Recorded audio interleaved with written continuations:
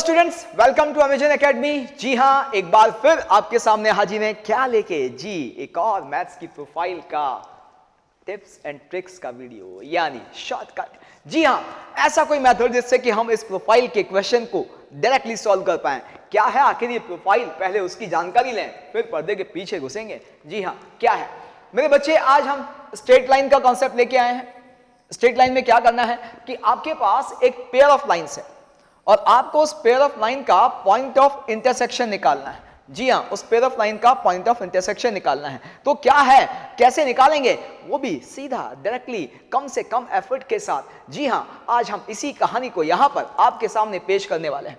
क्या है मेरे बच्चे जी, जो हमें पेयर ऑफ लाइन का पॉइंट ऑफ इंटरसेक्शन निकालने के लिए दिया जाए और हम कम से कम समय में उसको निकालना चाहें तो क्या करना होगा, उसके पर्दे के पीछे की कहानी क्या है। चलिए जी, पहले तो बात करते हैं कि पेयर ऑफ लाइन की इक्वेशन आखिर होती कैसी है। जी हाँ मेरे बच्चे, मान लीजिए ये हमारे पास ax square plus 2hxy plus by square plus 2gx plus 2fy plus c equals to 0। ये एक जनरल सेकेंड डिग्री इक्वेशन है। जी हाँ, ये एक जनरल सेकेंड डिग्री इक्वेशन है और आप सबको पता है डिफरेंट कंडीशंस के अंदर ये डिफरेंट कर्व्स को रिप्रेजेंट करता है। कौन कौन से कर्व्स जो है इस इक्वेशन से रिप्रेजेंट हो सकते हैं, जी आप सब अच्छे से जानते हैं। Pair of line, circle, parabola, ellipse, hyperbola. कब, जी हाँ, आप सबको पेयर ऑफ लाइन के बारे में तो जानकारी होगी ही सही कि डेल्टा करके एक एक्सप्रेशन लेते हैं हम, ABC plus 2FGH minus AF square minus BG square minus CH square, ये 0 हो जाए तो फिर ये पेयर ऑफ लाइन को रिप्रेजेंट करता है। अब पेयर ऑफ लाइन में भी रियल डिस्टिंक्ट भी हो सकता है, हाँ, कोइंसिडेंट पैरेलल भी हो सकती हैं और नॉन रियल भी हो सकती हैं। ये डिपेंड करता है एच स्क्वायर और ए बी के ऑर्डर में। H square greater than A B के केस में रियल और distinct line, H square equals to A B के केस में कोइंसिडेंट या parallel line, H square less than A B में नॉन रियल लाइन। लेकिन हमें इन सबसे ज्यादा मतलब यहां पर नहीं है। हमें पता है कि भाई अभी हम पेयर ऑफ लाइन के पॉइंट ऑफ इंटरसेक्शन की बात कर रहे हैं, इसका मतलब ये जनाब पेयर ऑफ लाइन को रिप्रेजेंट कर रहे हैं, यानी डेल्टा 0 है, एच स्क्वायर और ए बी के बीच में कुछ भी ऑर्डर हो, पेयर ऑफ लाइन चाहे रियल हो चाहे नॉन रियल हो, हमें इससे मतलब नहीं है, हमें पॉइंट ऑफ इंटरसेक्शन निकालना है। आप कहोगे कि सर नॉन रियल के केस में पॉइंट ऑफ इंटरसेक्शन कैसे आता है। मेरे बच्चे, यदि मैं आपसे कहूं कि ये X square minus of X Y plus Y square equals to 0,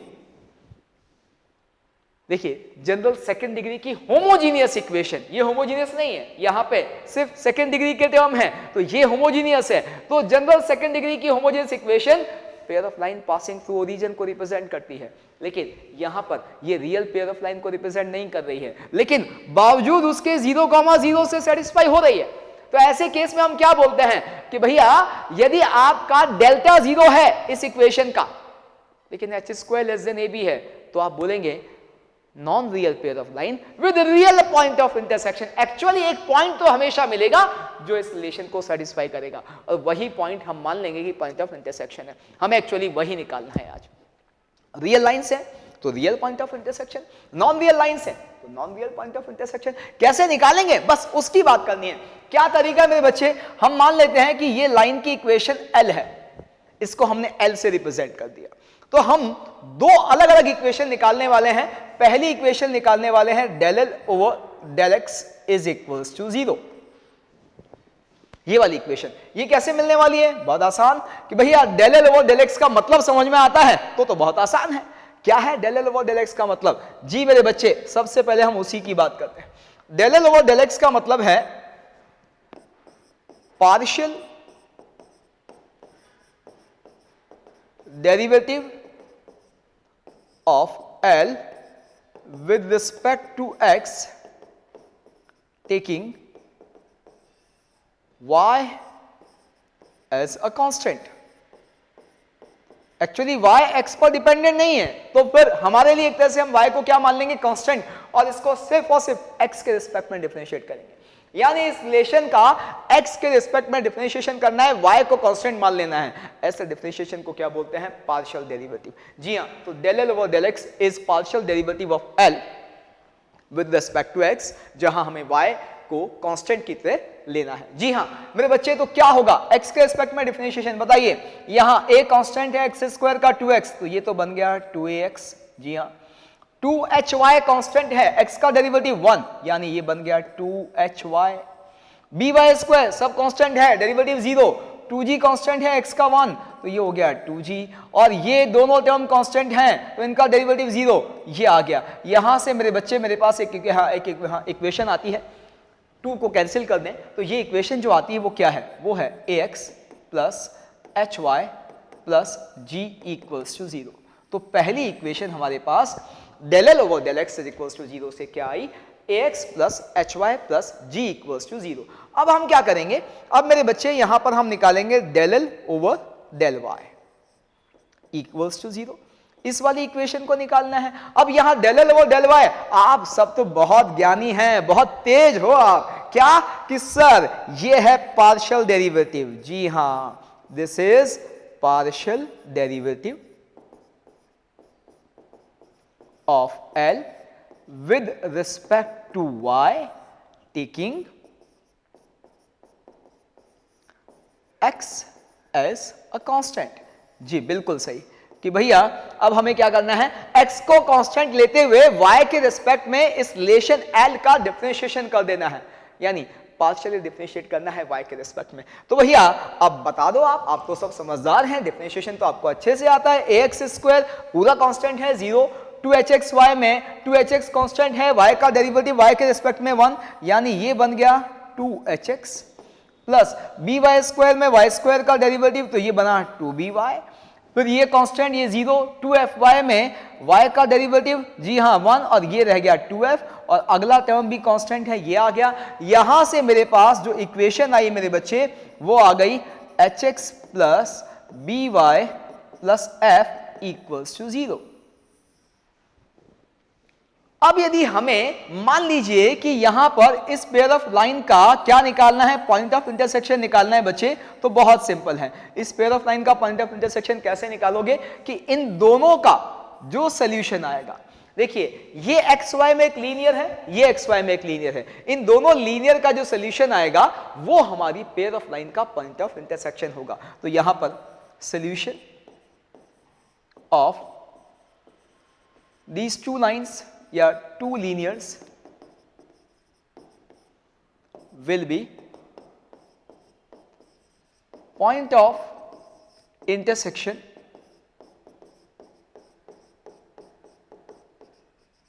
of given pair of lines, given pair of lines। जी हाँ, तो यहां पर अब हमें समझ में आ गया कि यहां इन दोनों का जो सॉल्यूशन होगा, साइमल्टेनियस सॉल्यूशन होगा, वो हमारी पेयर ऑफ लाइन का पॉइंट ऑफ इंटरसेक्शन होगा। अब आपको एक और बहुत बढ़िया चीज बताते हैं, क्या कि मेरे बच्चे ये पेयर ऑफ लाइन हो जरूरी नहीं है, पेयर ऑफ लाइन है तो पेयर ऑफ लाइन का हमें क्या मिल जाएगा, पॉइंट ऑफ इंटरसेक्शन मिल जाएगा। मान लो ये हाइपरबोला हो, ये एलिप्स हो, ये सर्कल हो, तो इस केस में इस वाले मेथड से जाएं और इन दोनों का सॉल्यूशन निकालें तो आपको एलिप्स का, हाइपरबोला का, सर्कल का सेंटर मिलता है।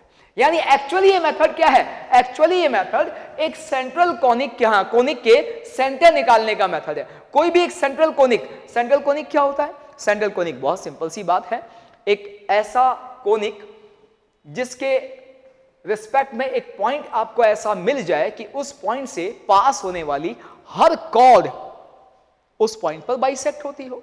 जी हाँ, दोबारा सुनिएगा, सेंट्रल कोनिक का मतलब ऐसा कोनिक जिसके रिस्पेक्ट में आपके पास एक ऐसा पॉइंट आपको मिल जाए कि उस पॉइंट से पास होने वाली उस कर्व की हर कॉर्ड उस पॉइंट पर बाइसेक्ट होती है।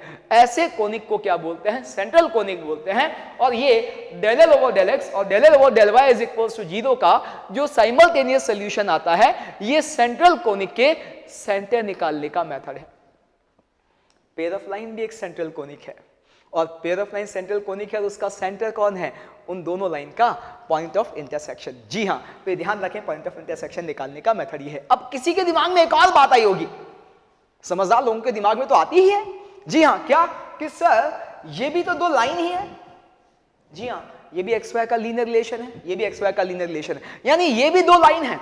और ये यदि दो लाइन है, इनका पॉइंट ऑफ इंटरसेक्शन तो मिलेगा यहां से। तो क्या हमारा जो पेयर ऑफ लाइन है उसकी दोनों जो लाइन है उनकी क्या ये सेपरेट इक्वेशन है, इंडिविजुअल इक्वेशंस है ना, ऐसा जरूरी नहीं है। मान लीजिए मेरे बच्चे हमारी जो पेयर ऑफ लाइन है ये दो लाइन है। अब ये जो दो लाइन है ये इनसे रिप्रेजेंट हो जरूरी नहीं है, ये दो भी कोई लाइन है, लेकिन ये दो लाइन अलग भी हो सकती हैं। क्या अलग हुई तो फिर पॉइंट ऑफ इंटरसेक्शन कैसे मिलेगा? मिलेगा मेरे बच्चे, यदि मान लीजिए आपने जो del L over del X equals to 0 और del L over del Y is equals to 0 से दो लाइन निकाली हैं, वो दोनों लाइन आपकी इस दोनों लाइन की फैमिली का ही मेंबर हुई। फैमिली मतलब फैमिली ऑफ कॉन्करेंट लाइंस। जी हां, उन्हीं के दो मेंबर्स और हों तो उनका पॉइंट ऑफ इंटरसेक्शन भी तो वही होगा। जी हां, ये एक्चुअली आपकी जो दो लाइन यहां मिल रही हैं, ये दी हुई लाइन की फैमिली के ही कोई और दो मेंबर हो सकते हैं। जी हां, हो सकते हैं, क्या होंगे? जी, अब होंगे मतलब क्या ये हाँ इसको रिप्रेजेंट नहीं करेंगे। कई बार ऐसा भी हो सकता है, इक्वेशन ऐसी हो कि पार्शियल डेरिवेटिव करने से जो दो लाइन मिल रही हैं वो वही लाइन आ जाए, लेकिन हमेशा ऐसा हो जरूरी नहीं है, लेकिन हर केस में ये उसी फैमिली के दो मेंबर होंगे, ये कंफर्म है, और इसीलिए इनका पॉइंट ऑफ इंटरसेक्शन होगा। Is it clear? तो क्या हमने फाइनली पर्दे के पीछे की कहानी से कंक्लूड किया कि भैया पेयर ऑफ लाइन का पॉइंट ऑफ इंटरसेक्शन निकालना है, तो जो इक्वेशन पेयर ऑफ लाइन को रिप्रेजेंट कर रही है, एक बार उसको x के रिस्पेक्ट में पार्शियली डिफरेंशिएट करना है y को कांस्टेंट मानते हुए, एक बार उसको y के रिस्पेक्ट में पार्शियली डिफरेंशिएट करना है x को कांस्टेंट मानते हुए। ये दोनों जो रिलेशन आएंगे इक्वल्स टू 0 करके, जो दो इक्वेशन आपको मिलेंगी, उनके साइमल्टेनियस सॉल्यूशन से आपको पेयर ऑफ लाइन का पॉइंट ऑफ इंटरसेक्शन मिल जाएगा। यस जी, ओहो, बढ़िया तरीका, आसानी से मिलेगा, और क्योंकि डिफरेंशिएशन भी बहुत आसान होगा, फटाफट से हमें पॉइंट ऑफ इंटरसेक्शन मिल जाएगा। तो ये रहा हमारा कंक्लूजन, क्या कि भाई यदि आपकी ये इक्वेशन एक पेयर ऑफ लाइन को रिप्रेजेंट कर रही है तो आपको del L over del X is equals to 0, del L over del Y is equals to 0, ये दो इक्वेशन निकालनी है, इन दोनों का साइमल्टेनियस सॉल्यूशन ही आपकी पेयर ऑफ लाइन का पॉइंट ऑफ इंटरसेक्शन होगा। Is it clear? चलिए जी, तो आगे बढ़ते हैं कहां पर? क्वेश्चंस की तरफ। पहला क्वेश्चन हाजिर है भैया, सिंपल है, पॉइंट ऑफ इंटरसेक्शन निकालना है, हमें लाइन दी हुई है। अब आप कहोगे कि सर यहां तो सी भी दिया हुआ है, सी की वैल्यू क्या है? जरूरत ही नहीं है, ये मैंने अपने आप को सेव करने के लिए लिख दिया। भाई किसी ना किसी सी के लिए लाइन को रिप्रेजेंट कर रहा होगा ना पेयर ऑफ लाइन को, तो बस वो सी लेना है, लेकिन उसकी जरूरत ही नहीं पड़ेगी। क्यों? क्योंकि हमें तो पॉइंट ऑफ इंटरसेक्शन पूछा है। तो क्या करें मेरे बच्चे? सबसे पहले निकालेंगे del L over del X equals to 0। करिए इसको x के रिस्पेक्ट में partially differentiate, 4x minus y minus 4 equals to 0। जी हाँ, ये पहली इक्वेशन आ गई, ठीक है।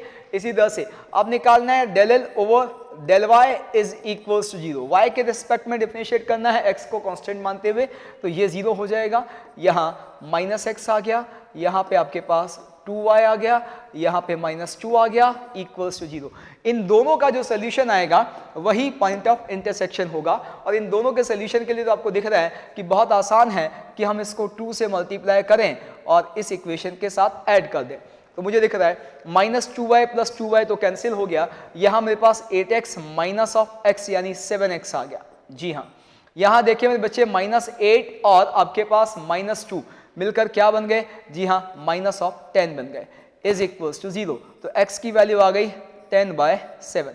जी हाँ, पॉइंट ऑफ इंटरसेक्शन का x कोऑर्डिनेट 10/7। अब y निकालना है तो इस इक्वेशन में ही हम क्या करते हैं, हमें पता है कि y किसके इक्वल हो जाएगा? 4x माइनस 2 के इक्वल हो जाएगा। होगा नहीं होगा? जी हाँ, यहाँ x की वैल्यू रिप्लेस कर दो, 4x माइनस 4 के इक्वल हो जाएगा। तो यहाँ x की वैल्यू हम रिप्लेस कर देते हैं, तो x की वैल्यू रिप्लेस करो। जी मेरे बच्चे, यहाँ पर हमारे पास क्या आ जाता है? 4x माइनस 4, यही है ना? जी हाँ, 4x माइनस 4। तो अब x की वैल्यू रिप्लेस करते हैं, 4 इंटू 10 यानी 40/7 माइनस ऑफ 4, साफ साफ दिख रहा है 28। तो आपको दिख रहा है भैया यहाँ पे 28 40 यानी 12/7 आ रहा है। जी मेरे बच्चे, तो मुझे अब दिख रहा है कि हमारा पॉइंट ऑफ इंटरसेक्शन फाइनली क्या आ गया? 10/7, 12/7।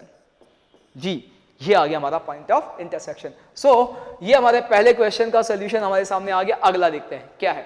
Area of triangle formed by pair of lines with x axis is equals to गुगली। यस, जी हाँ, कह रहा है ये pair of line x axis के साथ जो एरिया बना रही है उस एरिया को निकालो, यानी वो जो ट्रायंगल बना रही है उस ट्रायंगल का एरिया निकालो। जी मेरे बच्चे कहीं ना कहीं यदि सिचुएशन देखें तो ऐसी रही होगी कि ये मान लीजिए हमारा पेयर ऑफ लाइन है जी, ये पेयर ऑफ लाइन जो है एक्स एक्सिस के साथ जो ट्रायंगल बना रहा है उसका एरिया पूछ रहा है, यानी इस वाले एरिया की ये बात कर रहा है जी मेरे बच्चे, इस एरिया की बात कर रहा है। तो ये एरिया हमें निकालना है। मान लीजिए ये pair of line x axis को x1, 0 पर कट कर रही है, x2, 0 पर कट कर रही है, होगा नहीं होगा? जी हाँ। और इसके बाद यहां पे ये जो लाइन का पॉइंट ऑफ इंटरसेक्शन है, मान लीजिए ये अल्फा, बीटा है। तो अब यदि हम इस ट्रायंगल के एरिया की बात करें तो दिखता है half into base into height. तो मेरे बच्चे यदि यहां मैं एरिया की बात करूं तो हाफ इंटू बेस यानी ये वाला डिस्टेंस, दिखता है कि यहां से यहां तक का x2, यहां से यहां तक का x1, तो ये दिखता है x2 माइनस x1। जी हाँ, x2 माइनस x1 ये दिख रहा है। इसी तरह से यहां पे ये वाली लेंथ, ये हाइट होगी ट्रायंगल की, और ये एक्चुअली इस पॉइंट का y कोऑर्डिनेट है नहीं, पेयर ऑफ लाइन के पॉइंट ऑफ इंटरसेक्शन का y कोऑर्डिनेट। जी हाँ, मॉड ऑफ बीटा। मॉड क्यों लिया मैंने? आपको समझ में आना चाहिए। भैया मुझे नहीं पता कि इंटरसेक्शन पॉइंट एक्स एक्सिस के ऊपर या नीचे है, मुझे तो हाइट मेजर करनी है, यानी y कोऑर्डिनेट की एब्सोल्यूट वैल्यू लेनी है, तो वो ले लिया। तो ये एरिया आएगा। अब हमें इसका मतलब समझ में आ रहा है कि एक तो x1, x2 और एक बीटा निकालना है, यानी पॉइंट ऑफ इंटरसेक्शन निकालना है लाइन का। शुरू हो जाइए, पॉइंट ऑफ इंटरसेक्शन निकालते हैं मेरे बच्चे। तो यहां पे सबसे पहले हम क्या करते हैं, del L over del X. जी हाँ, बताइए क्या मिलेगा इसका differentiation, 4x minus Y minus 2 equals to 0। बिल्कुल जी। इसी तरह से del L over del Y is equals to 0 की बात की जाए मेरे बच्चे, तो यहां से दिखता है आपको माइनस एक्स, और यहां पे मेरे पास कितना, माइनस ऑफ 2y। जी हाँ, minus X minus of 2y। और इसी तरह से यहां पे मेरे बच्चे मुझे क्या मिल रहा है, माइनस एक्स माइनस 2y, और यहां पे प्लस 5 इक्वल्स टू 0। मुझे एक्चुअली ये भी ध्यान है कि पॉइंट ऑफ इंटरसेक्शन का मुझे सिर्फ y कोऑर्डिनेट चाहिए, x से मतलब नहीं है। तो यहां व्यवस्था करें y को x को एलिमिनेट करने की, तो इसको 4 से मल्टीप्लाई करो, ऐड करो, x एलिमिनेट हो जाएगा, y की वैल्यू आ जाएगी। जी हाँ, minus 4x plus 4x cancel हो गया, माइनस 8y माइनस y मिलके माइनस ऑफ 9y बन गया। यहाँ 20 माइनस 2 से आपके पास कितना आ गया, 20 माइनस 2 से आपके पास 18 आ गया प्लस में। जी हाँ, इज इक्वल्स टू 0। तो y की वैल्यू मेरे बच्चे 2 आ गई, बीटा का वैल्यू 2 आ गया। जी हाँ, तो पॉइंट ऑफ इंटरसेक्शन का y कोऑर्डिनेट मिल गया। अब बात करें x1 x2 की, अरे यार ये भी मिल जाएगा कि x1 x2 इस पेयर ऑफ लाइन के x एक्सिस के साथ इंटरसेक्शन पॉइंट है। ओके, तो x एक्सिस के साथ इंटरसेक्शन पॉइंट निकालने का तरीका क्या होता है, आप सब ज्ञानी लोगों को पता है कि सर एक काम करो, x एक्सिस पे तो क्योंकि y 0 होता है, यहां y 0 रख दो। चलिए रख देते हैं y को 0। मेरे बच्चे y 0 रखा तो मुझे क्या मिला, 2x square minus of 2x minus 4 equals to 0, यानी X square minus X minus 2 equals to 0। Solve किया तो x की वैल्यू एक तो 2 आ गई और एक -1 आ गई। मतलब यहां पे दिख रहा है कि ये तो यहां है -1 और ये 2, तो मुझे इन दोनों के बीच की डिस्टेंस कितनी दिखेगी, 3। भैया ये 0 से 2 और फिर यहां -1 1, कुल मिला के यदि मैं इस x2 माइनस x1 की बात करूं तो ये वैल्यू मुझे यहां से कितनी दिख रही है, 3। तो एरिया ऑफ ट्रायंगल कितना आ गया, हाफ इंटू 3 इंटू बीटा कितना मेरे बच्चे, 2। तो आंसर आ गया 3 यूनिट। जी हाँ, 3 स्क्वायर यूनिट्स हमारा एरिया ऑफ ट्रायंगल, तो ये आ गया, हो गया। जी हाँ, अब बच्चों यदि आपसे कभी ये पूछ लिया जाता कि y एक्सिस के साथ जो ट्रायंगल बन रहा है उसका एरिया, ओहो आप बहुत तेज हो यार, तुरंत पकड़ते हो कि सर ये वाले ट्रायंगल का एरिया मांगेगा, और इसमें तो ये जो y1 0, y1 होगा और ये 0, y2 होगा, तो यहां से ये बेस हो गया y2 माइनस y1 की एब्सोल्यूट वैल्यू, और जो ट्रायंगल की हाइट हो गई वो अल्फा की एब्सोल्यूट वैल्यू, यानी पॉइंट ऑफ इंटरसेक्शन के x कोऑर्डिनेट की एब्सोल्यूट वैल्यू। वहां से वो एरिया भी आ सकता है, वो भी पूछ सकता है आपसे। ठीक है, y1 y2 निकालने का तरीका, y एक्सिस यानी x को 0 डालना है, y की वैल्यू निकालनी है। क्लियर? यस जी। तो ये रहा आपका टारगेट, होमवर्क। जी हाँ, जितने अच्छे से हमने समझा है उसके बाद होमवर्क तो जो है चुटकियों में आपसे हो जाने वाला है, क्योंकि टिप्स एंड ट्रिक्स आप सीख चुके हैं, शॉर्टकट आप जान चुके हैं। तो चलिए, that's all about today's tips and tricks and shortcut. Happy learning.